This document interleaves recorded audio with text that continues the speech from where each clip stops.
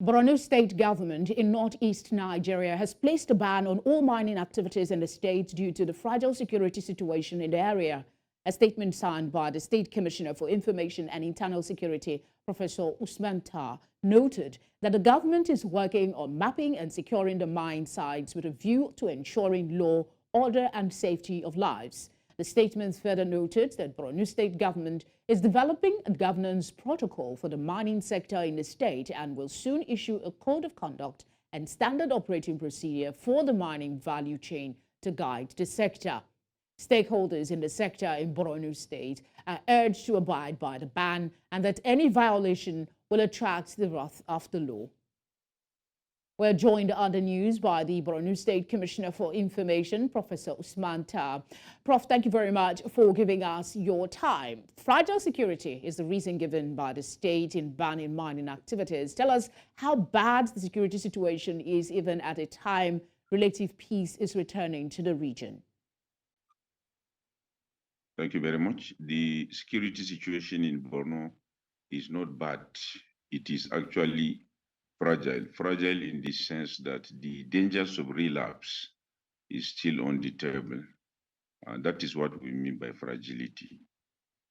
We have said before that peace is returning to Borno on fast motion, and the state has put in place so much to restore peace. And our federal agencies are also working around the clock to ensure the return of peace. The Borno state is actually working around the clock on the mass defection of terrorists.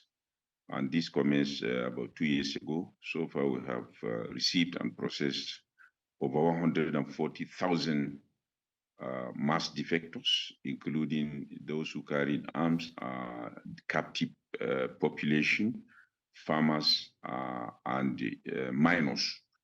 So this particular event or particular development has actually relaxed the crisis of security in the state. That said, the state remains fragile, and the state government thinks that it is premature to commence mining activities. All right, there seems to be a new focus towards solid mineral exploration as a means to improving the economy and sustaining it. Is that part of the interest of the state government, particularly because there has not been any serious regulation in the past? Yes, the state government is working on an investment master plan, and part of it is the commencement or working on a protocol on the mining sector. It may interest members of the public to note that the state is actually endowed with a lot of minerals.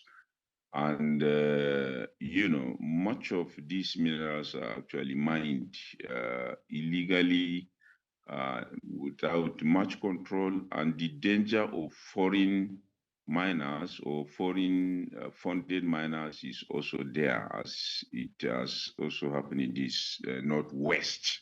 We are trying to avoid the situation that we have in other regions of the country, so that as we are returning back to peace, everything in Borno starts on a clean slate, just like Rwanda started on a clean slate in 1994. That includes working on a protocol or governance framework for the mining sector.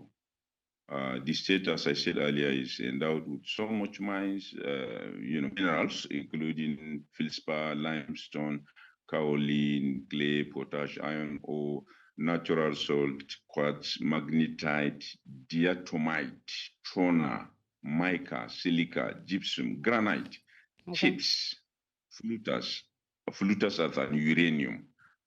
Even chips alone, some companies will come in, collect license for one mineral and go into exploitation of more expensive minerals. That happens because there is no regulation proper framework. Okay.